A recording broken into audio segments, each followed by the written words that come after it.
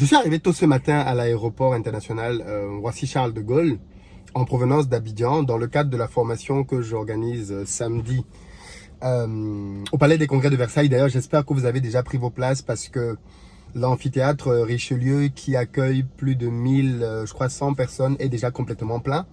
Et on a dû créer une salle annexe qui peut prendre une centaine de personnes en plus, mais qui vont suivre la formation avec une projection pour pouvoir donner la possibilité à pas mal de personnes qui voulaient prendre des places. Donc, dans cette annexe-là, je pense qu'il reste une cinquantaine de places. Autant vous dire que d'ici demain, probablement, et peut-être après-demain, tout sera complet dans les deux salles. La salle principale, qui elle est déjà complète, et l'annexe. Donc, si vous tenez à être là samedi, c'est vraiment maintenant qu'il faut rapidement prendre votre place. Vous avez des liens dans la barre de description en haut ou en bas pour pouvoir le faire en fonction de où vous regardez cette vidéo. Hier, avant de prendre le vol, j'ai rencontré quelqu'un dans le salon Air France à Abidjan. Et il m'a reconnu. Alors, il faut savoir que généralement, quand les gens me reconnaissent, ils me reconnaissent par rapport à quelque chose de bien précis. Ce monsieur-là m'a reconnu par rapport à Liep Limal. D'ailleurs, il m'a demandé à quand ton procès avec Liep Limal. Il faut savoir que le procès avec Jackie Moifo se tient le 20 octobre. Pour ceux d'entre vous qui auraient oublié, il y a toujours un procès qui a lieu et la date, c'est le 20 octobre. Et donc, je lui ai dit que le procès, effectivement, aurait lieu le 20 octobre. Et ensuite, il s'est présenté. C'est un directeur Afrique d'une grande multinationale, donc il couvre plusieurs pays, parmi lesquels le Cameroun et la Côte d'Ivoire notamment. Et donc dans la discussion, il m'a dit qu'il avait suivi avec beaucoup d'intérêt les vidéos sur Liep Limal parce que beaucoup d'amis à lui, des gens qui sont pas mal fortunés, des chirurgiens en Occident, avaient mis de l'argent là-dedans. Et il ne comprenait pas comment est-ce que ces gens avaient fait pour mettre autant d'argent là-dedans. Et donc pendant qu'on était en train de discuter de tout ça, il m'a donc parlé un peu plus de lui, son parcours par rapport à Liep Limal. Il m'a dit qu'il a été sollicité à plusieurs reprises, mais qu'il n'a jamais donné de suite. Mais il m'a surtout donné une version de l'histoire que j'ai trouvée très intéressante. Il m'a dit, lui, par exemple, il a rencontré le DG de Liep Limal, le CEO Emile Parfait-Sim, à Bonapriso. Bonapriso, c'est un quartier très chic. Hein. À Douala, c'est un peu comme zone 4. C'est une zone dans laquelle il y a beaucoup d'expatriés. Et donc, il a rencontré le CEO dans un restaurant à Bonapriso, enfin un restaurant, une sorte de club de jazz qui apparemment est très select. C'est là où tous les gens qui ont un peu d'argent maintenant vont à Douala. Et donc, il a rencontré le CEO à cet endroit-là il y a quelques temps, hein, à l'époque où il faisait encore le malin. Il l'a rencontré là-bas et le CEO, waouh, le CEO était assis avec des gens à sa table, beaucoup de personnes. Et puis à un moment donné, le DJ bien évidemment a commencé à chanter son nom et il s'est levé. Le CEO de Liep Limal, il s'est levé, il a commencé à aligner les billets.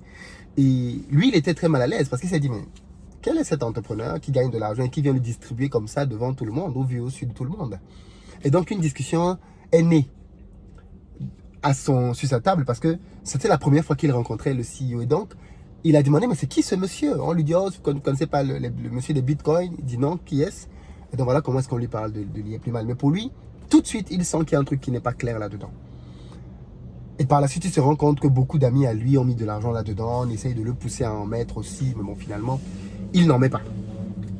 Ce qui est intéressant, c'est pas cette partie, c'est l'approche et l'analyse qu'il a faite de la situation. Il me dit, maintenant, par exemple, il est où le CEO? Je lui dis, il a disparu, probablement en Centrafrique, mais on n'entend plus parler de lui. Et il dit justement, ce qu'il faut bien réaliser, c'est que beaucoup de personnes, je vous rappelle que c'est un gros DG hein, qui est en train de me parler là. Il me dit, le problème c'est que beaucoup de personnes ont une très mauvaise conception de ce que c'est que la réussite. Beaucoup de personnes pensent qu'il faut obtenir de l'argent à tous les prix. Mais quand vous gagnez de l'argent et que le prix à payer est que vous n'avez vous-même plus de liberté, est-ce que vous avez vraiment réussi?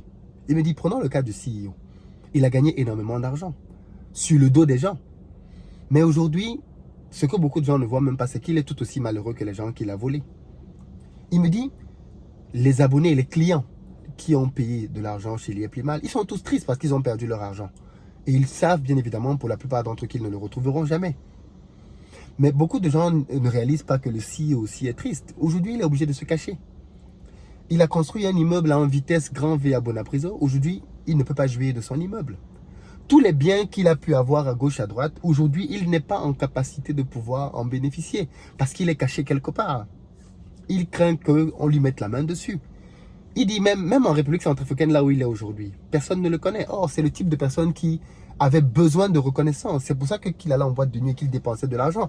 Parce qu'il avait besoin que les gens autour de lui l'apprécient, l'admirent. Quand tu le mets dans un environnement dans lequel personne ne le connaît, en fait, c'est une très grosse punition.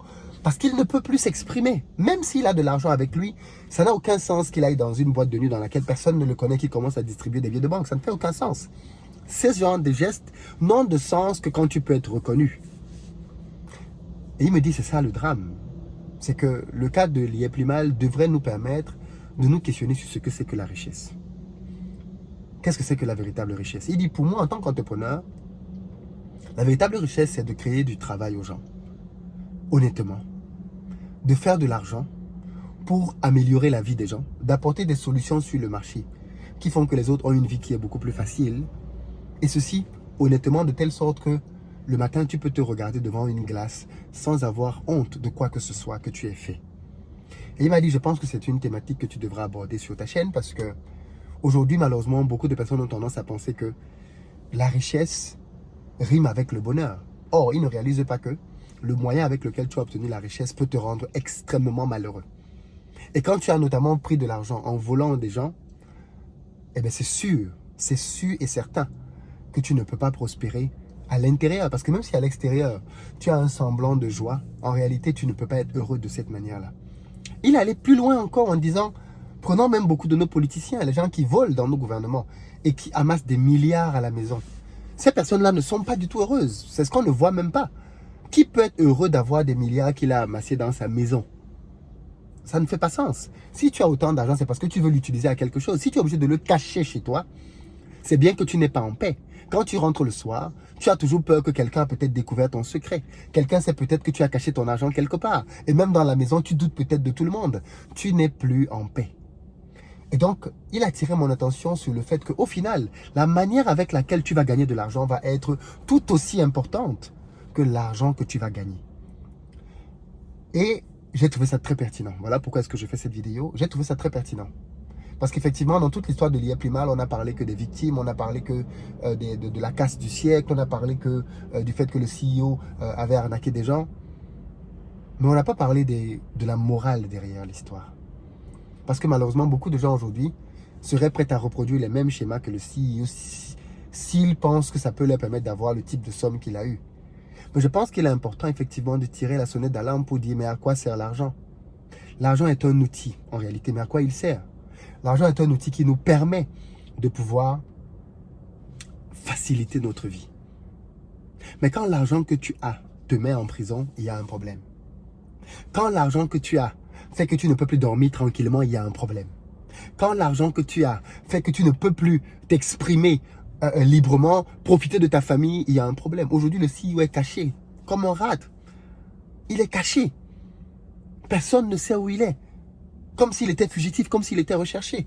Tout ce qu'il a construit au Cameroun, vous pensez qu'il reviendra au Cameroun? J'ai entendu plusieurs de ses fidèles dire oui, le CEO va revenir après la Russie. Il n'est plus revenu.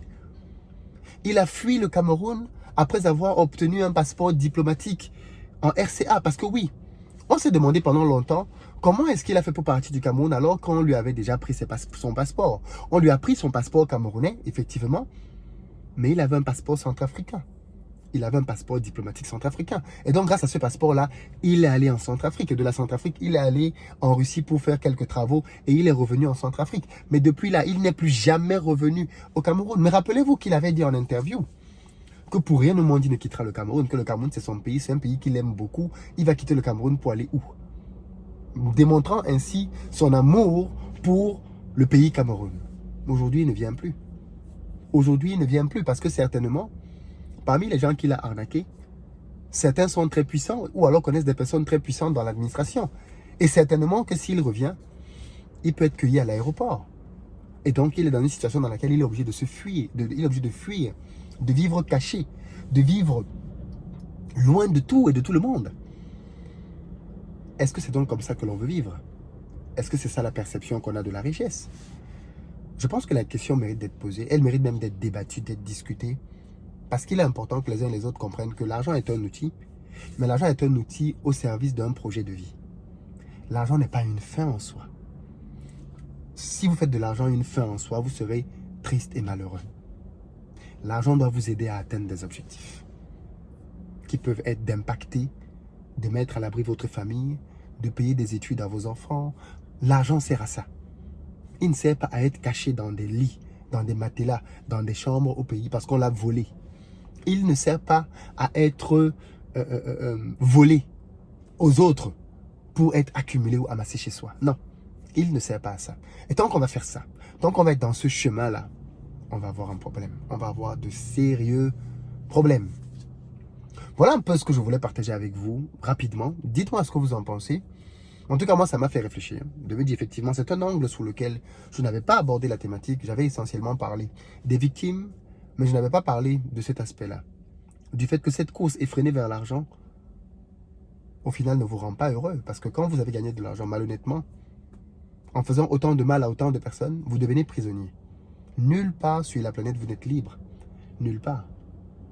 Partout où vous marchez, vous regardez à gauche, à droite parce que vous avez peur que l'une de vos victimes ne vous retrouve et peut-être ne mette la main sur vous. Donc, fondamentalement, vous devenez prisonnier.